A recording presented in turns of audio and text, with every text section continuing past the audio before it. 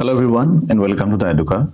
আজি আমি ডিসকাস কৰিম ইন্ডিয়ান পলিটি আমি যেটো এমসিকিউ আমি সেশন কৰি আছিলো তাৰ আমি এটো 6 নম্বৰ ক্লাস আমি আজি কিছুমান এমসিকিউ ডিসকাস কৰিম আৰু তাৰ লগতে মেইনলি আমি ডিসকাস কৰিম যে ইয়াত দুটা এমসিকিউ আছে এটো হৈছে এটা হৈছে ইলেকশনৰ ওপৰত যে প্ৰেসিডেন্টৰ ইলেকশন আৰু আনটো হৈছে ইমপিচমেন্টৰ ওপৰত যে মেইনলি প্ৰেসিডেন্ট কেনেকৈ হ'ব পাৰে আৰু প্ৰেসিডেন্টক কেনেকৈ ৰিমুভ কৰিব পাৰে ইমপিচমেন্টৰ কথাটো হেতু তো আমি হে দুটা কথা আজি আলোচনা কৰিম তাৰ লগতে ইয়াৰ যোগেদি আপোনালোকে ৰিভিজন হ'ব আৰু ইয়াৰ পিডিএফ টো আপোনালোকে আমাৰ যি টেলিগ্ৰাম চেনেল আছে টেলিগ্ৰাম চেনেলৰ লিংকটো ডেসক্ৰিপচনত পাব ঠিক আছে বহুতে মানে কমেন্ট কৰি থাকে তো ডেসক্ৰিপচনত পাব ঠিক আছে নহলে মই কমেন্ট পিন কমেন্টত মানে কমেন্টত মই পিন কৰি দিম তো আমি আজি আহিছো ফাৰ্স্ট কোৱেশ্চনটো লৈ ফাৰ্স্ট কোৱেশ্চন আমাক কৈছে যে প্ৰিভেন্টিভ ডিটেনশন মিন্স তাৰ মানে প্ৰতিৰোধমূলক প্ৰিভেন্টিভ মানে প্ৰতিৰোধমূলক যে আমি কিবা এটা হোৱাৰ আগতে যদি আমি ৰখাব পাৰো যে ইয়াৰ মেইনলি অৰ্থটো হৈছে কি আমাৰ অপচন কিটা আমি এবাৰ চাই লওঁ যে ডিটেনশন ফৰ ইন্টাৰোগেশন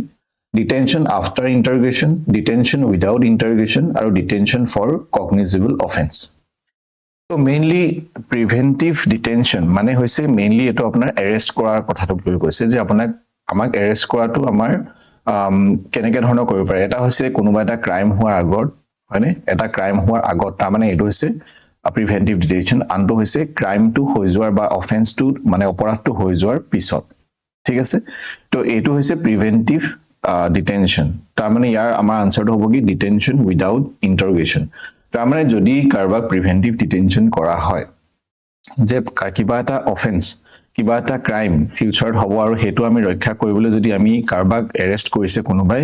মানে পুলিচে যদি এৰেষ্ট কৰিছে তেতিয়া হলে হেতু হ'ব কি প্ৰিভেন্টিভ ডিটেনশন এটো কোনো ধৰণৰ পানিশমেন্ট বুলি আমি ক'ব নোৱাৰো এটো কোনো ধৰণৰ পানিশমেন্ট নহয় জাস্ট এটো হৈছে কি যে সেই কোনোবা এটা অফেন্স বা সেই ক্ৰাইমটো সেই অপৰাধটো হ'বলৈ মানে হোৱাৰ আগতেই কাৰবাক ৰখুৱা মানে প্ৰিভেন্ট কৰা ঠিক আছে এটো আন্ডাৰ আৰ্টিকল 22 আন্ডাৰ আৰ্টিকল 22 আমি এটো পঢ়িবলৈ পাওঁ বা আন্ডাৰ আৰ্টিকল 22 এটো লিখা আছে তো ইয়াৰ আনসাৰটো হৈছে option number 3 Next is who among the following was not a member of the Constituent Assembly established in July 1946? তো আমি জানো যে ইয়াৰ পৰা আমি এটা কথা গম পালো যে Constituent Assembly বনোৱা হৈছিল আৰু হেতু বনোৱা হৈছিল 1946 জুলাই মাহত আৰু হেতু কিহৰ আন্ডাৰত বনোৱা হৈছিল হেতু কোৱেশ্চন আহে হেতু হৈছে under cabinet mission plan under cabinet mission plan ঠিক আছে Next, ইয়াত আমাক সুধিছে যেটো কনস্টিটিউয়েন্ট অ্যাসেম্বলি বনোৱা হৈছিল তাতে তলৰ কোনজন মেম্বাৰ নাছিলে তো আমি যদি চাও ইয়াৰ ভিতৰত আমাৰ অপচন হ'ব মহাত্মা গান্ধী আৰু doctor Rajendra Prasad cabinet mission cabinet constituent assembly আমাৰ কি আছিল প্ৰেসিডেন্ট আছিল এটো আমি সকলোৱে জানো আৰু আমাৰ মহাত্মা গান্ধী ইয়াৰ ভিতৰত অপচনটোৰ ভিতৰত তেওঁৰ কি নাছিলে মেম্বাৰ নাছিলে Next to the convention that once a speaker always a speaker is followed in তো এটা আমাৰ কথা আছে এটা ধৰিলক এটা কথা কোৱা হয় হেতু হৈছে once a speaker always a speaker তাৰ মানে কি স্পিকাৰ মানে কাৰ স্পিকাৰ কথা কোৱা হৈছে যে লোকসভাৰ স্পিকাৰ কথা কোৱা হৈছে আমাৰ ভাৰতৰ ক্ষেত্ৰত লোকসভা হ'ব বা বেলেগ দেশৰ ক্ষেত্ৰত তাৰ নামটো বেলেগ হ'ব তো ওয়ান্স এ স্পিকাৰ যদি তেওঁ স্পিকাৰ হৈছে তেতিয়াহলে তেওঁ সদায় স্পিকাৰ হৈ থাকিব হেতু কথা কোৱা হৈছে কিন্তু হেতু কোনটো দেশত হোৱা হয় এই আনসাৰটো হৈছে ইউকে এটো কথা আমি এবাৰ ভালকৈ বুজি লওঁ তো মেইনলি এটো ইউকে যিখন আমাৰ লোকসভা হেতু কি বুলি কোৱা হয় House of the Commons House of the Commons তো তাত কি কোৱা হৈছে যে যদি কোনোবা এজন এমপি মানে মেম্বাৰ অফ পাৰ্লিয়ামেন্টক যদি কি হিচাপে ইলেক্ট কৰা হৈছে তেওঁ যদি স্পিকাৰ হিচাপে ইলেক্টেড কৰা হৈ গল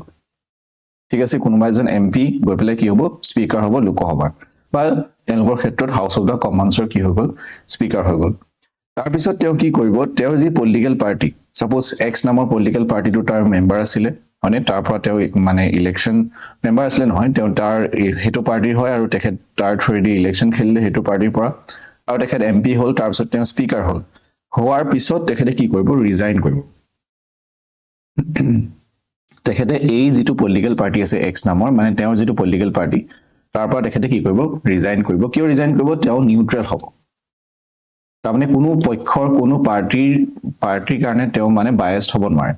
কোনো পাৰ্টিৰ পক্ষে তেওঁ মানে বেছিকৈ যাতে ক'ব নোৱাৰে বা পাৰ্টিৰ পক্ষ যদি ল'ব নোৱাৰে তাৰ কাৰণে তেখেত নিউট্ৰেল হ'ব আৰু তেখেতে হেতু কাৰণে কি কৰিব ৰিজাইন কৰিব সেই পাৰ্টিটোৰ পৰা ঠিক আছে কিন্তু তাৰ পিছত এনেকুৱা নহয় যে তেওঁ ৰিজাইন কৰাৰ পিছত আকৌ তেওঁ কি কৰিব যদি তেওঁ বিচাৰে আকৌ এমপি ইলেকশ্যন খেলিব পাৰিব কিন্তু এমপি ইলেকশ্যন তেওঁ ৰিজাইন কৰিলে তেওঁ ক'ৰ পৰা এমপি ইলেকশ্যন খেলিব হয়নে তো তেওঁ আকৌ ৰি ইলেকশ্যন হ'ব পাৰে কিন্তু তেওঁ কি কৰিব পাৰে যে কোন ধৰণৰ পাৰ্টি কেণ্ডিডেট হিচাপে নহয় সাপোজ এজ এ ইণ্ডিপেণ্ডেণ্ট মানে কেণ্ডিডেট হিচাপে ইণ্ডিপেণ্ডেণ্ট যেনেকৈ আমি কওঁ নে নিৰ্দলীয় বুলি হয়নে ইণ্ডিপেণ্ডেণ্ট প্ৰাৰ্থী হিচাপে তেওঁ কি কৰিব কেণ্ডিডেট হিচাপে তেওঁ কি কৰিব পাৰিব ইলেকশ্যনত ভাগ ল'ব পাৰিব আৰু তেনে ক্ষেত্ৰত তেওঁলোকৰ এটা ট্ৰেডিশ্যন আছে যে তেওঁৰ বিপক্ষে তেওঁৰ এগেইনষ্টত কোনো ধৰণৰ যিবিলাক মেজৰ পলিটিকেল পাৰ্টি থাকিব সেইবিলাকে কি কৰে কোনো ধৰণৰ তেওঁৰ এগেইনষ্টত মানে কেণ্ডিডেট থিয় নকৰে ঠিক আছে এইটো এটা মানে এনেকুৱা নহয় যে তেওঁলোকে কৰাব নোৱাৰে তেওঁলোকে কৰাব পাৰে কিন্তু এইটো জাষ্ট এটা ট্ৰেডিশ্যন হয় এইটো ট্ৰেডিশ্যনটো তেওঁলোকে ৰেছপেক্ট কৰে হয়নে যাতে মানে তেওঁলোকে এইজন মানে হেৰিও তেওঁৰ এগেইনষ্টত মানে কি কৰিব নোৱাৰে যাতে তেওঁলোকে তেওঁৰ এগেইনষ্টত কোনো ধৰণৰ কেণ্ডিডেট থিয় নকৰায় আৰু সেইটো কাৰণে তেওঁ আকৌ কি হৈ থাকে স্পীকাৰ হৈ থাকে মানে তেওঁ ওৱান্স এ স্পীকাৰ যদি তেওঁ এবাৰ স্পীকাৰ হৈছে তেওঁ প্ৰত্যেকবাৰে কি হৈ থাকিব স্পীকাৰ হৈ থাকিব তো মেইনলি তেওঁ আকৌ প্ৰত্যেকবাৰে কি হৈ থাকিব স্পীকাৰ হৈ থাকিব সেইটো এটা তাৰ কি হৈছে ট্ৰেডিশ্যন বুলি আমি ক'ব পাৰোঁ ঠিক আছে যেহেতু ইউকেৰ যিখন কনষ্টিটিউশ্যন সেইখন ৰিটেন কনষ্টিটিউশ্যন নহয় লিখিত সংবিধান নহয়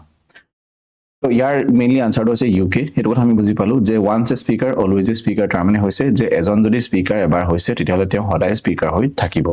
সেইটো এটা ট্ৰেডিশ্যন হয় আৰু এনেকুৱা নহয় যে সেইটো হৈয়ে থাকিব কিন্তু মানে তাত হৈ থাকে এইটো এটা ট্ৰেডিশ্যন হয় ঠিক আছে নেক্সট হৈছে দ্য মেথড অফ ইম্পিচমেণ্ট আমি এতিয়া পটককৈ আমি চাই লওঁ যে ইম্পিচমেণ্ট কিন্তু ইয়াত আমাৰ কুৱেশ্যনটোৰ আনসাৰটো আমি চাই লওঁ যে যিটো আমাৰ ৰাষ্ট্ৰপতিৰ যিটো ইম্পিচমেণ্ট তাৰ মানে ৰাষ্ট্ৰপতিক যদি আমি আঁতৰাব বিচাৰিছোঁ ইম্পিচমেণ্ট প্ৰচেছটো হৈছে বেচিকেলি ৰিমুভ কৰা প্ৰেচিডেণ্ট কেনেকৈ ৰিমুভ হ'ব তো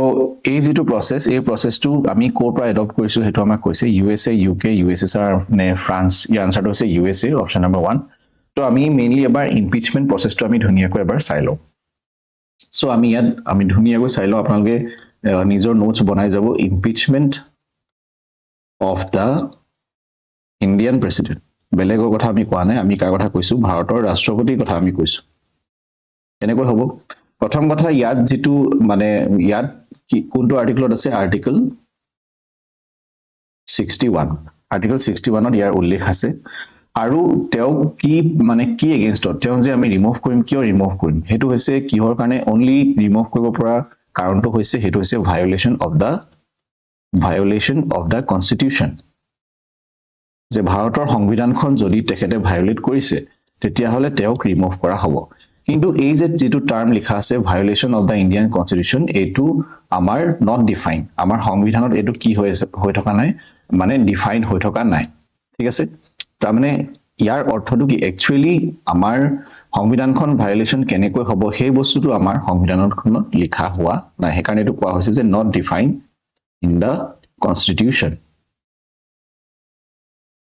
ঠিক আছে নেক্সট তো আমি গম পালো যে কেনেকৈ তেখেতক ৰিমুভ কৰা হ'ব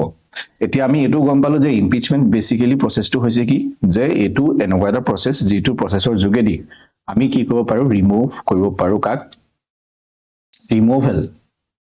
অফ প্ৰেচিডেণ্ট আমি প্ৰেচিডেণ্টক আঁতৰাব পাৰোঁ ফ্ৰম হিজ বা হাৰ অফিচ তেওঁ অফিচৰ পৰা কিন্তু ডিউৰিং হিজ টেনিয়ৰ তাৰমানে বা ডিউৰিং হিজ বা হাৰ টাৰ্ম তাৰমানে তেখেত নিজৰ অফিচত থকালৈকে তেখেতক যদি ৰিমুভ কৰিবলগীয়া হয় সেই প্ৰচেছটো কি বুলি কোৱা হৈছে ইম্পিচমেণ্ট অফ দ্য প্ৰেচিডেণ্ট বা ইম্পিচমেণ্ট প্ৰচেছ বুলি কোৱা হৈছে তো বেচিকেলি এইটো ষ্টাৰ্ট কেনেকৈ হ'ব এইটো ষ্টাৰ্ট কৰিব পাৰে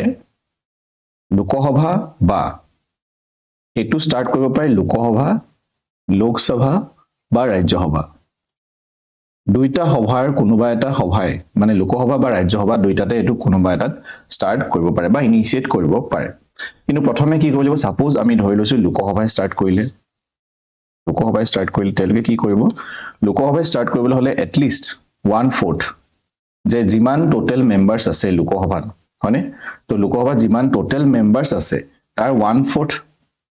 মেম্বাৰ্ছে কি কৰিব লাগিব এখন ৰেজলিউশ্যন পাছ কৰিব লাগিব এখন পাছ কৰিব যে আমি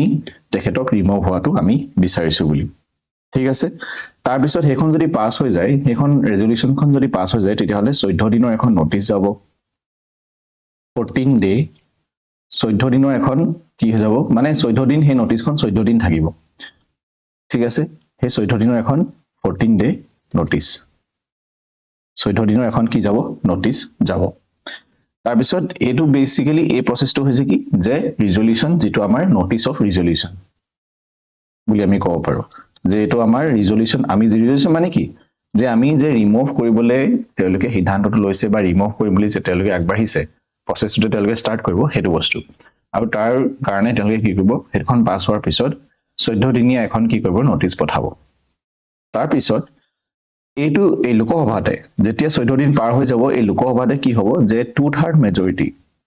তাৰ মানে যিমান সাপোজ 90 জন মেম্বাৰস আছে টোটাল তো 90 জনৰ 2/3 হলে কিমান হ'ব আমাৰ 60 তো 60 জন লোকে কি কৰিব লাগিব এটো পাস কৰিব লাগিব তো টোটাল মেম্বাৰস সাপোজ 90 আছে সো 90 2/3 কি কৰিব লাগিব পাস কৰিব লাগিব লোকসভাৰ মানে জৰ পৰা বস্তুটো ষ্টাৰ্ট হৈছে যদি ইয়াৰ পৰা পাস হৈ গৈছে তেতিয়া হলে সাপোজ মানে প্ৰেসিডেন্টক এটো চান্স দিয়া হ'ব যাতে তেখেতে নিজৰ তেওটো ক'ব ন তেওঁক আমি তেও চান্স পাব যে তেওঁলোক কিহত দুখ আছে বা তেও নিজৰ এক্সপ্লেনেশন কৰিবলৈ সুবিধা দিয়া হ'ব সো তাৰ পিছত তেওঁলোকে ফাইনালি কি হ'ব এখন লোকসভাত পাস হৈ যোৱাৰ পিছত আমি জানো এখন কলে যাব ৰাজ্যসভালৈ যাব মানে তাৰ পিছত ৰাজ্যসভালৈ যোৱাৰ পিছত ৰাজ্যসভাটো আকৌ কি হ'ব 2/3 মেজৰিটি মানে যিমান টোটাল মেম্বাৰশিপ আছে সাপোজ ইয়াত আছিল 120 কিন্তু ইয়াত ইনো কম থাকিব সাপোজ ইয়াত 60 আছে মই ফৰ এক্সাম্পল কৈছো 60 আছে তো ইয়াত আমাৰ কিমান হ'ব 40 সো 40 জন মানুহে 40 জন মেম্বাৰছে ৰাজ্যসভাৰ যদি 2/3 যদি পাস কৰি দিয়ে তেতিয়া হলে হেতন ফাইনালি কি হৈ যাব ফাইনালি তেখেত ৰিমুভ হৈ যাব তো এইটো প্ৰসেসে যদি আমাৰ কিহত হলতেন প্ৰথমতে ষ্টাৰ্ট যদি ৰাজ্যসভাত হলতেন তেতিয়া হলে প্ৰসেসটো কি যে ৰাজ্যসভাত ষ্টাৰ্ট হ'ব ৰাজ্যসভাত ষ্টাৰ্ট হৈ কি হ'ব যে প্ৰথমে ৰাজ্যসভাত ষ্টাৰ্ট হল ৰাজ্যসভাত ষ্টাৰ্ট হৈ পেলাই কি হৈ গল তেওঁলোকে 1/4 এখন ৰিজলিউশন পাস কৰিব যে তেওঁলোকে প্ৰসেসটো ষ্টাৰ্ট কৰিব তাৰপিছত 14 দিন এখন নোটিস হ'ব তাৰপিছত আকৌ ৰাজ্যসভাতে কি হ'ব 2/3 কি কৰিব হেখন পাস কৰিব লাগিব 2/3 টোটাল মেম্বাৰছে তাৰপিছত হেখন কলে যাব যেহেতু ৰাজ্যসভাৰ পৰা ষ্টাৰ্ট হৈছিলে এখন নেক্সটখন কলে যাব লোকসভালে লোকসভায়ও তেওঁলোকে 2/3 ফাইনালি কি কৰিব এখন মানে পাস কৰি পেলাই ফাইনালি প্ৰেসিডেন্টক ৰিমুভ কৰা হ'ব কিন্তু এতিয়ালৈকে কোনো ধৰণৰ ৰাষ্ট্ৰপতিক ইমপিচমেন্ট বা তেওঁলোকক এইটো প্ৰসেসত মানে ৰিমুভ কৰা হোৱা নাই ঠিক আছে নেক্সট কোৱেশ্চনলৈ আগবাঢ়িছো ইয়াত কৈছে দা ফাংচন অফ প্ৰটেম স্পিকাৰ এটা প্ৰটেম স্পিকাৰ হয় কি প্ৰটেম স্পিকাৰ হৈছে এটা টেম্পৰাৰী পোষ্ট বা টেম্পৰাৰী স্পিকাৰ ঠিক আছে তো আমি প্ৰথম কথা হল আমাক প্ৰটেম স্পিকাৰ কিয় লাগে তো তেওঁক মেইনলি এপইন্ট কৰা হয় appoint to perform limited functions তাৰ মানে ইয়াৰ অৰ্থটো হৈছে কি যে তেখেত হৈছে এটা টেম্পৰাৰী কাৰণে তেখেতক এপইন্ট কৰা হয় টেম্পৰাৰী স্পিকাৰ বুলি আমি ক'ব পাৰো যেহেতু প্ৰটেম স্পিকাৰ তো টেম্পৰাৰী স্পিকাৰ তেখেতক এপইন্ট কৰা হয় কিহৰ কাৰণে যাতে তেওঁ কিছুমান limited functions perform limited function মানে কিছুমান লিমিটেড কাম তেওঁ কৰিব পাৰে এটা কৰিব যেতিয়া এখন নতুন লোকসভা গঠন হ'ব নিউ লোকসভা যেতিয়া আহিব ঠিক আছে ইলেকশন হৈ গল সাপোজ জেনাৰেল ইলেকশন তাৰ পিছত যেতিয়া লোকসভা নতুনকৈ ষ্টাৰ্ট হ'ব তেতিয়া প্ৰটেম স্পিকাৰৰ কাম আহিব তো আমি যদি চাও তেওঁ মেইন ফাংশন বিলাক হৈছে কি যে মেইনলি তেওঁ যেতিয়া প্ৰথমতে প্ৰটেম স্পিকাৰ আহিব প্ৰটেম স্পিকাৰ অহাৰ পিছত তেওঁ কি কৰিব যিবিলাক নিউলি ইলেক্টেড মেম্বাৰস আছে লোকসভাৰ তেওঁলোকক কি কৰিব প্ৰথমে ওথ দিব মানে শপত গ্ৰহণ কৰাব তাৰ পিছত যেতিয়ালৈকে মানে পাৰ্মানেন্ট বা ৰেগুলাৰ স্পিকাৰ যেতিয়ালৈকে নাহে ৰেগুলাৰ স্পিকাৰ বা পাৰ্মানেন্ট স্পিকাৰ যেতিয়ালৈকে নাহে তেতিয়ালৈকে তেওঁ কি কৰিব তেওঁ হেই লোকসভাখন তেওঁ আন্ডাৰত চলিব তাৰমান আৰু প্ৰটেম স্পিকাৰ কোনে এপইন্ট কৰে প্ৰেসিডেন্টে এপইন্ট কৰিব তো মেইনলি সিনিয়ৰ মোষ্ট পাৰ্সনক প্ৰেসিডেন্টে কি কৰে প্ৰটেম স্পিকাৰ হিচাপে এপইন্ট কৰে মানে হে তাৰ মাজতে এজনক কি কৰি দিয়া হয় প্ৰটেম স্পিকাৰ হিচাপে এপইন্ট কৰি দিয়া হয় তাৰমানে লোকসভাৰ যিবিলাক মেম্বাৰ আছে লোকসভাৰ মেম্বাৰ বিলাকৰ ভিতৰত যিজন মানে সিনিয়ৰ মেম্বাৰ থাকিব তেওঁ প্ৰেসিডেন্টে প্ৰটেম স্পিকাৰ হিচাপে এপইন্ট কৰি দিয়ে তো ইয়াৰ যেটো আনসাৰ হে আনসাৰটো হৈছে অপচন নম্বৰ 3 তাৰ মানে হৈছে কি swearing in members তাৰ মানে oath মানে শপত গ্ৰহণ কৰাব আৰু whole charge till a regular speaker is elected যেতিয়ালৈকে ৰেগুলাৰ স্পিকাৰ বা পাৰ্মানেন্ট স্পিকাৰ নাহে তেতিয়ালৈকে তেওঁ মানে স্পিকাৰৰ পদত থাকিব Next, who among the following presides over Lok Sabha in the absence of Speaker and Deputy Speaker of the Lok Sabha? আমি জানো যে আমাৰ লোকসভাত কি থাকে স্পিকাৰ থাকে আৰু ডেপুটি স্পিকাৰ থাকে সো ইয়াত আমাৰ কি হৈছে যে যদি কোন কিবা কাৰণত লোকসভাৰ স্পিকাৰ বা ডেপুটি স্পিকাৰ দুইজনে যদি অনুপস্থিত থাকে এবসেন্স থাকে তেতিয়া হলে কোনে কামখিনি চলাই নিব হেতু আমাক কোৱা হৈছে তো ইয়াৰ আনসাৰটো হৈছে কি অপচন নম্বৰ 3 তাৰ মানে এ পাৰসন ফ্ৰম দা পেনেল তাৰ মানে স্পিকাৰ এখন পেনেল বনাই থয় আৰু সেই পেনেলখনৰ পৰা সেই পেনেলৰ মানে সিনিয়ৰ মোষ্ট পাৰসন থাকে আৰু যদি দুইজনে ডেপুটি স্পিকাৰ আৰু স্পিকাৰ যদি অনুপস্থিত থাকে তেতিয়া হলে এই যি পেনেলখনৰ সিনিয়ৰ মোষ্ট কোনোবা এজনে কি কৰিব মানে লোকসভাখন চলাই নিব from the speaker of the Lok Sabha পেনেলখন কোনে বনায় স্পিকাৰে বনায় ঠিক আছে next Rajya Sabha enjoys more powers than the Lok Sabha in case of তো আমি জানো যে লোকসভাৰ পাৱাৰটো সদায় ৰাজ্যসভাতকৈ বেছি হয় বহুত ক্ষেত্ৰত কিন্তু কিছু কিছু ক্ষেত্ৰত ৰাজ্যসভাৰ পাৱাৰটো কি হৈছে বেছি হয় কিছুমান স্পেশাল ক্ষেত্ৰত তো তাৰ আমাৰ কোনটো অপচন হেতু আমাক খুদিছে তো আমাক এটো খুদিছে যে তলৰ কোনটো ক্ষেত্ৰত ৰাজ্যসভাৰ ক্ষমতা লোকসভাতকৈ অধিক বা বেছি তো আমি যদি চাও যে ইয়াৰ ভিতৰত আমাৰ আনসাৰটো হৈছে option number 3 setting up of new All India services তো যদি ৰাজ্যসভাই ভাবে যে পাব্লিক ইন্টাৰেষ্টৰ কাৰণে যে জনসাধাৰণৰ হিতৰ কাৰণে আমাক এনেকুৱা এটা নতুন সাৰ্ভিস দৰকাৰ আছে মানে যেটো আৰ্টিকল 312 ত লিখা আছে আন্ডাৰ আৰ্টিকল 312 ত এটো পৰিব আৰু যদি তেওঁলোকে ভাবে ৰাজ্যসভাই তেতিয়া হলে ৰাজ্যসভাই 2/3 মেজৰিটি ইউজ কৰি পেলাই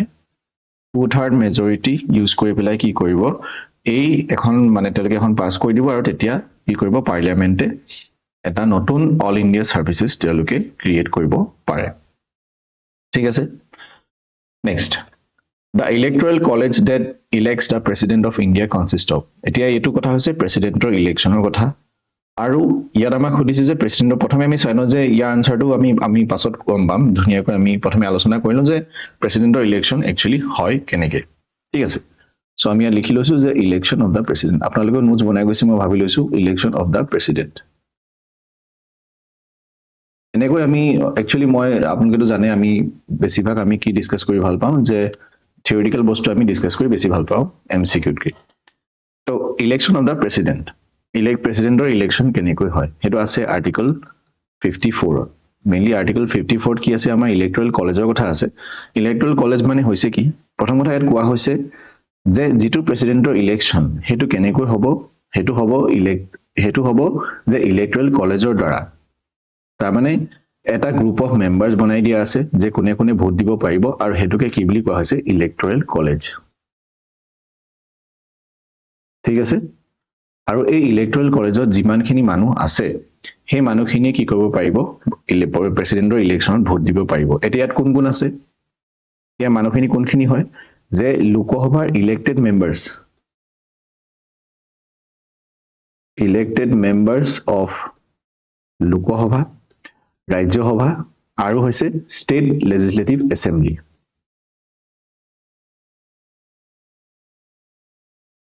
তাৰ মানে ইয়াত কোনে পাৰ্টিসিপেট কৰিব নোৱাৰে এটো আমি চাব লাগিব প্ৰথম কথা হল যদি লোকসভাত যদি নমিনেটেড মেম্বাৰ্স আছে যেনেকৈ প্ৰেসিডেন্টে আগতে কি কৰিছিল নমিনেট কৰিছিল সো লোকসভাত যদি নমিনেটেড মেম্বাৰ্স আছে তেতিয়া হলে নমিনেটেড মেম্বাৰ্সে নোৱাৰে পাৰ্টিসিপেট কৰিব বা কাৰণ নমিনেটেড এতিয়া আমি যদি চাবলৈ যাওঁ নমিনেটেড মেম্বাৰ্সে কিয় নোৱাৰিছিল কাৰণ তেওঁ নমিনেটে কৰিছিল প্ৰেসিডেন্টে আকৌ যদি নমিনেটেড মেম্বাৰ্সে যদি সাপোজ তেওঁ আকৌ এবাৰ প্ৰেসিডেন্টৰ ইলেকশন উঠিলে আকৌ যদি তেওঁ মানে নমিনেটেড মেম্বাৰ্সে তাত থাকিব আৰু প্ৰেসিডেন্টৰ সাপোজ এক্স নামৰ এজন মানুহ আছিল তেওঁ প্ৰেসিডেন্ট হল ঠিক আছে আৰু তেওঁ প্ৰেসিডেন্ট হোৱাৰ পিছত তেওঁ কি কৰিলে এ নামৰ এ বি এই দুজন মানুহক কি কৰিলে লোকসভাত নমিনেট কৰিলে যে লোকসভাৰ মেম্বাৰ বনাই দিলে তাৰ মানে এই দুজন এমপি বনি গল ঠিক আছে এতিয়া তেওঁ প্ৰেসিডেন্টজন তেওঁৰ কাৰ্যকাল শেষ হল তেওঁ আকৌ প্ৰেসিডেন্ট হল ঠিক আছে তেওঁ আকৌ প্ৰেসিডেন্ট হ'বলৈ ইলেকশনত উঠিলে এক্স নম্বৰ মানুহজন এতিয়া এ বি টু এমপি হৈ আছে আকৌ যদি আমি এ বি কে যদি ইলেকশনৰ ভাগ লবলৈ দিও যে এজন এক্স নামৰ ব্যক্তিজনৰ ক্ষেত্ৰত তেতিয়াতো তেওঁলোকে এজনক ভোট দিবই সো হেতু কাৰণে নমিনেটেড মেম্বাৰ্সক কি কৰা হয় নমিনেটেড মেম্বাৰ্সক ইলেকশনত মানে প্ৰেসিডেন্টৰ ইলেকশনত পাৰ্টিসিপেট কৰিবলৈ দিয়া নহয় যদি নমিনেটেড মেম্বাৰ্স থাকে ৰাজ্যসভাৰ ক্ষেত্ৰতো হে তেনেকুৱা ৰাজ্যসভাতো যদি নমিনেটেড মেম্বাৰ্স থাকে তেওঁলোকে পাৰ্টিসিপেট কৰিব নোৱাৰে প্ৰেসিডেন্টৰ ইলেকশনত আৰু কোনে নোৱাৰে ষ্টেট লেজিসলেটিভ কাউন্সিলে নোৱাৰে যে বিধান পৰিষদে নোৱাৰে ষ্টেট লেজিসলেটিভ কাউন্সিল কাউন্সিলৰ যিবিলাক মেম্বাৰ থাকে তেওঁলোকেও কি কৰিব নোৱাৰে মানে পাৰ্টিসিপেট কৰিব নোৱাৰে আৰু যদি মানে বিধানসভা বা বিধান পৰিষদৰ যদি বিধান পৰিষদৰো কোনোৱে নোৱাৰে কিন্তু বিধান সভাৰো যদি নমিনেটেড মেম্বাৰ্স থাকে তেওঁলোকেও পাৰ্টিসিপেট কৰিব নোৱাৰে তেতিয়ালে পাৰ্টিসিপেট কৰিব পাৰিব কোনে only elected members কৰ elected members যে ইলেকশন হৈ পেলাই যাৰ জুনে জয়ী হৈছে বা ইলেকশন হৈ পেলাই যোন এমএলএ বনিছে এমপি বনিছে তেওঁলোকে কি কৰিব পাৰিব পাৰ্টিসিপেট কৰিব পাৰিব লোকসভা ৰাজ্যসভা আৰু ষ্টেট লেজিসলেটিভ এছেম্বলি তাৰমানে বিধানসভাৰ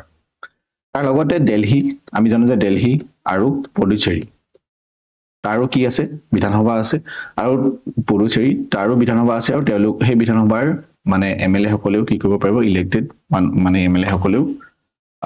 মেম্বাৰ্স সকলেও কি কৰিব পাৰিব পাৰ্টিসিপেট কৰিব পাৰিব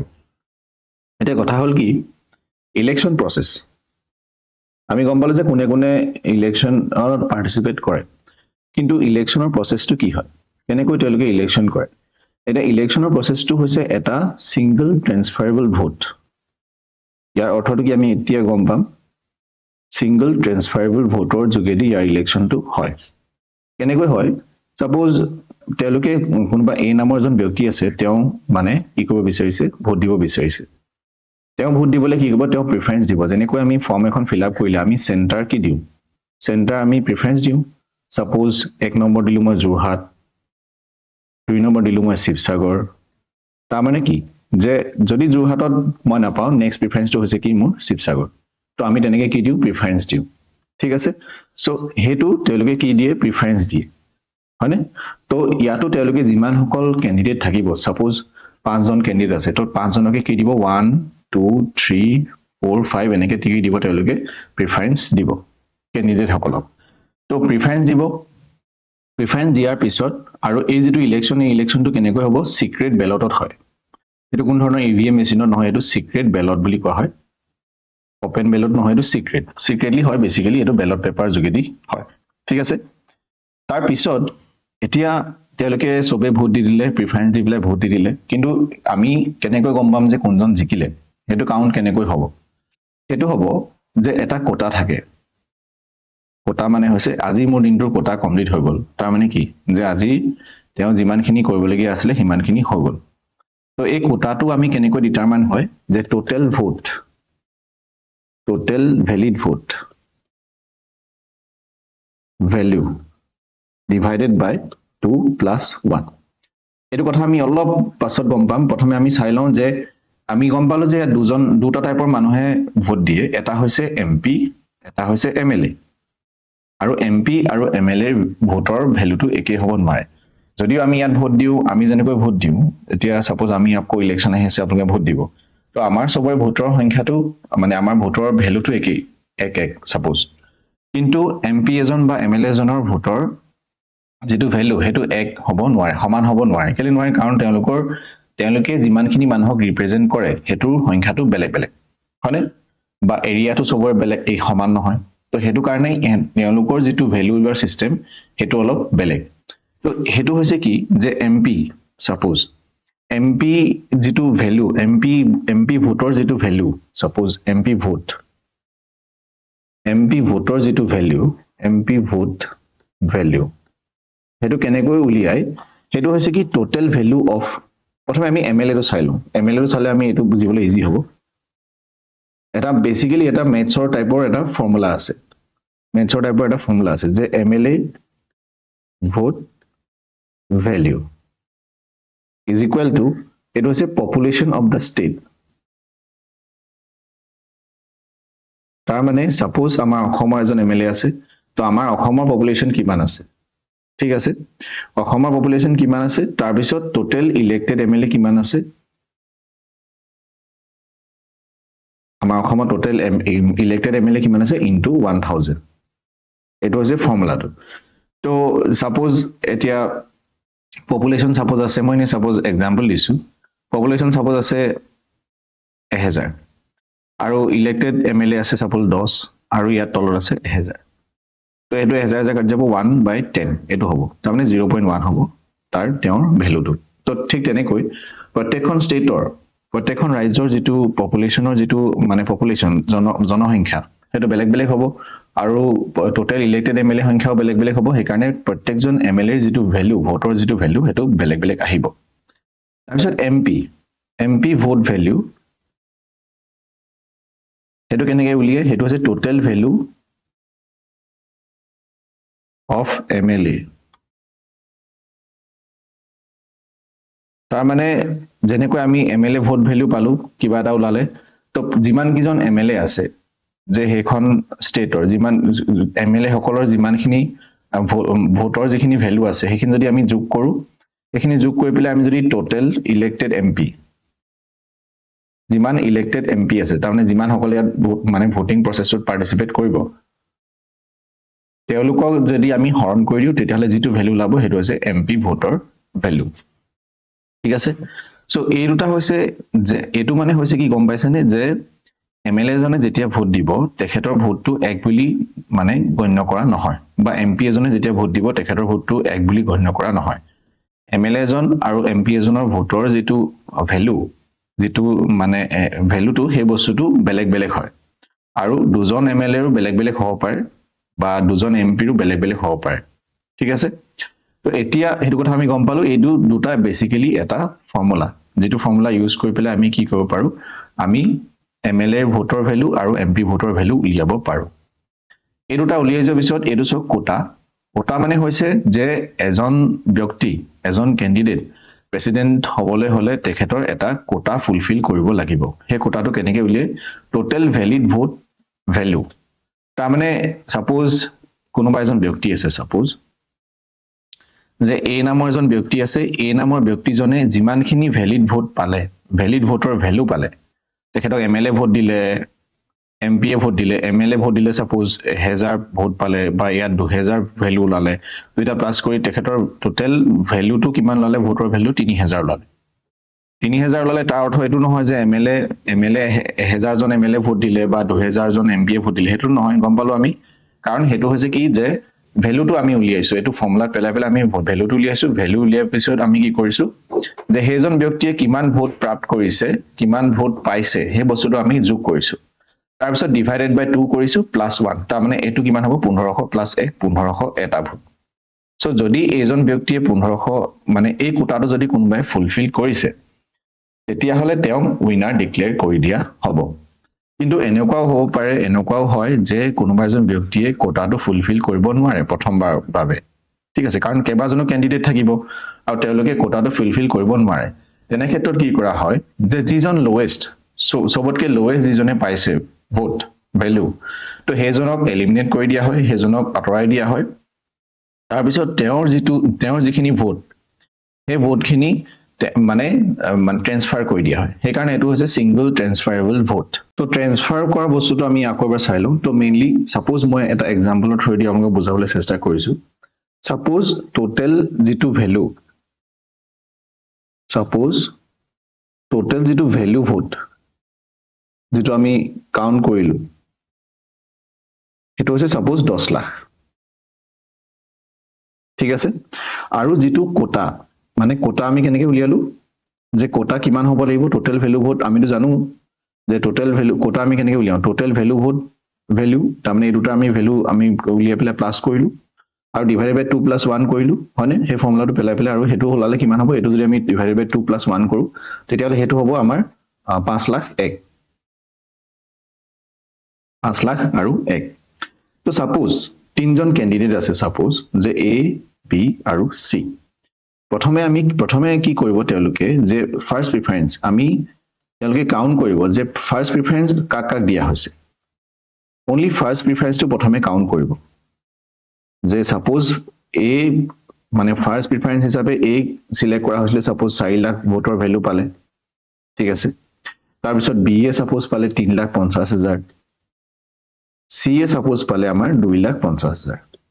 সো টোটাল হৈ গল আমাৰ 10 লাখ তাৰ পিছত এতিয়া আমি দেখিছো যে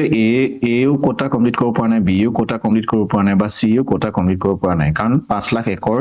ভোটৰ ভ্যালুটো কাৰো ক্ৰস হোৱা নাই যেহেতু সি সবতকে লোৱেষ্ট আছে তো সি কি হৈ যাব এলিমিনেট হৈ যাব হেতু মই কৈছিলো আৰু সি এলিমিনেট হৈ যোৱাৰ পিছত সি যিমানখিনি মানে সিক যিমান সকলে প্ৰিফাৰেন্স দিছিলে আৰু সবৰে কি চোৱা হ'ব মানে সিক যি সকলে ভোট দিছিলে সবৰে বেলট পেপাৰ বিলাক চেক কৰা হ'ব চেক কৰি পেলাই তেওঁলোকে কি মানে চেক কৰি পেলাই তেওঁলোকে কি কৰিব চেক কৰি পেলাই যে তেওঁলোকে চাব যে সেকেন্ড প্ৰিফাৰেন্স কাক দিয়া হৈছিল কাৰণ সিক যি সকলে ভোট দিছিলে হেতুটো তেওঁলোকে গম পালে যে ফাৰ্স্ট প্ৰিফাৰেন্স সি কে দিয়া হৈছিল কাৰণ প্ৰথমবাৰ ফাৰ্স্ট প্ৰিফাৰেন্স খিনি কাউন্ট কৰা হৈছিল তো এ কাৰণে ফাৰ্স্ট প্ৰিফাৰেন্সৰ ভ্যালু এটো বি কাৰণে এটো সি কাৰণে এটো কাৰণ সি হাৰি গল কাৰণ বাকি এটা বেছি পাইছে তো ফাৰ্স্ট প্ৰিফাৰেন্সৰ যিখনি সিৰ বেলট পেপাৰ সিৰ বেলট তাতটো গম পালে যে ফাৰ্স্ট প্ৰিফাৰেন্স সি এ হয় কিন্তু সেকেন্ড প্ৰিফাৰেন্স কাক দিয়া হৈছিল হেতু তেওঁলোকে কি কৰিব চেক কৰিব সাপোজ সেকেন্ড প্ৰিফাৰেন্সত তেওঁলোকে দেখিলে এনেকুৱা নহয় যে সেকেন্ড প্ৰিফাৰেন্স অকল এজনকে দিব দুজনকো দিব পাৰে মানে কাৰণ দুইজনকে দিব দিয়া মানুহ থাকিব বা এজনকে দিব বুলি কোনো কথা নাই অকল যে বি হে সেকেন্ড প্ৰিফাৰেন্স থাকিব তেনেকুৱা কথা নাই তো ইয়াত কি হ'ব সাপোজ মই ধৰি লৈছো যে ইয়াত কি হৈছে যে এই সি বেলটত যে বি কাৰণে সেকেন্ড প্ৰিফাৰেন্স 1,80,000 হল ভ্যালু পালে আৰু যেটো এ সেকেন্ড সি টো আউট হৈ গল এ আৰু বি এ থাকিলে এ পালে কিমান 70,000 পালে সেকেন্ড প্ৰিফাৰেন্স ঠিক আছে তো দুইটা মিলাই কিমান হৈ গল 2,50,000 হৈ গল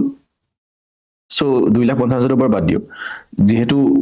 সি টোটাল ভোট ভ্যালুটো আছে 2,50,000 আছিল তাৰ মানে এই যিখিনি ভোটৰ যিখিনি ভ্যালু আছিল এই ভ্যালুখিনি এতিয়া কি হৈ যাব ট্ৰান্সফাৰ কৰিব কেনেকৈ ট্ৰান্সফাৰ কৰিব কাৰণ বি 1,80,000 আৰু এ 70,000 তো জাস্ট যোগ কৰি দিলে হ'ল তো ইয়াত 4 লাখ যোগ 70,000 আৰু বি ক্ষেত্ৰত 1,80,000 যোগ কিমান হ'ব তেওঁৰ আগতে কিমান আছিল 3,50,000 তাৰ মানে এটো হৈ গল কিমান 5,30,000 আৰু এটো হৈ গল 4,70,000 এটো হল তো এতিয়া আমি দেখিছো যে বি যেটো কোটা বি কোটাটো কি হৈ গৈছে কমপ্লিট হৈ গৈছে কাৰণ বি এ কোটাৰ যিমানখিনি আমাক লাগে যে আমি ফৰ্মুলাটো বহাই পেলাই যিমানটো আমি পাব লাগে হেতু তেওঁ কি কৰিছে ক্ৰস কৰিছে তাৰ মানে কি হৈছে বি জিকিছে বি উইন্স তো এনেকৈ বস্তুটো ট্ৰান্সফাৰ কৰি দিয়া হয় আৰু যেতিয়ালৈকে কোনো এজন ব্যক্তিয়ে কোটাটো কমপ্লিট কৰিব বা কোটাটো ক্ৰস কোটাৰ যেটো ভ্যালু হেতু ক্ৰস কৰিব নোৱাৰে তেতিয়ালৈকে কি হৈ থাকে এটো এনেকৈ ট্ৰান্সফাৰ বস্তুটো হৈ থাকে প্ৰথমে ফাৰ্স্ট প্ৰিফাৰেন্স খিনি কাউন্ট কৰিব তাৰ পিছত সেকেন্ড প্ৰিফাৰেন্স তাৰ পিছত আকৌ থাৰ্ড প্ৰিফাৰেন্স ফোৰ্থ এনেকৈ গৈ থাকিব যিমান কিজন ক্যান্ডিডেট থাকে সো এটো আসলে বেসিক্যালি আমাৰ প্ৰেসিডেন্টৰ ইলেকশনৰ যেটো প্ৰসেস আৰু এই যেটো প্ৰসেস এই প্ৰসেসটো মেইনলি কি থ্ৰুদি হয় সিঙ্গল ট্ৰান্সফাৰেবল ভোট হয়নে আৰু আমি এটো আমি কি বুলি কব পাৰো আৰু দুটা ফৰ্মুলাৰ যোগেদি হয় এই সিক্ৰেট বেলটৰ যোগেদি হয় আৰু দুটা ফৰ্মুলাৰ যোগেদি হয় এই দুটা ফৰ্মুলা আপুনি মনত ৰাখিব যে এমপি আৰু এমএলএ ভোটৰ যেটো ভ্যালু হেতু কেনেকৈ উলিয়ায় হেতু উলিয়াৰ পিছত যেটো এটা কোটা ওলাই সেই কোটাটো ক্ৰস কৰিলে কোনোবা এজন ক্যান্ডিডেট মানে প্ৰেসিডেন্ট হ'ব পাৰে Next question, the Vice President of India is elected by Vice President কোনে ইলেক্ট কৰে হেতু আমাক খুদিছে বা Vice President ইলেকশনৰ প্ৰসেসৰ কথা খুদিছে আমাক হেতু আমি বেলেগ এটা ডিসকাস কৰিম কিন্তু ইয়াৰ আনসাৰটো হৈছে অপচন নম্বৰ 1 যে পাৰ্লিয়ামেন্টৰ যিমান সকল মেম্বাৰ থাকে তাৰমানে লোকসভা মেম্বাৰ আৰু ৰাজ্যসভাৰ মেম্বাৰ দুইখিনিয়ে পাৰ্টিসিপেট কৰিব পাৰে আৰু ইয়াত কোনো ধৰণৰ নমিনেটেড বা ইলেক্টেডৰ কথা নাই যে ইলেক্টেড মেম্বাৰছে পাৰিব নমিনেটেড নোৱাৰিব তেনেকুৱা কথা নাই যেহেতু ভাইস প্ৰেসিডেন্ট মানে ৰাজ্যসভাৰ কাৰণে দায়বদ্ধ ঠিক আছে next The Council of Ministers does not include Council of Ministers ত কোন কোন থাকে আমি জানো কিন্তু আমি যদি এখন চাও যে ইয়াত আমি দেখিছে ক্যাবিনেট মিনিষ্টাৰটো থাকিবই মিনিষ্টাৰ্স অফ ষ্টেট টো থাকিবই ইয়াত মিনিষ্টাৰ্স উইদাউট পোৰ্টফোলিও তেওঁলোকো থাকিব কিন্তু কথাটো হল কি যে যেহেতু তেওঁলোক হৈছে মিনিষ্টাৰ্স কাৰণ তেওঁলোক মিনিষ্টাৰ্সত কাউন্সিল অফ মিনিষ্টাৰ্স থাকিব কিন্তু ক্যাবিনেট সেক্ৰেটাৰী যেটো পদ হেতু হৈছে এটা কোন ধৰণৰ পলিটিক্যাল পদ নহয় কোন ধৰণৰ মিনিষ্টাৰ তেনেকুৱা পদ নহয় এটো হৈছে কি এটা হাইয়েষ্ট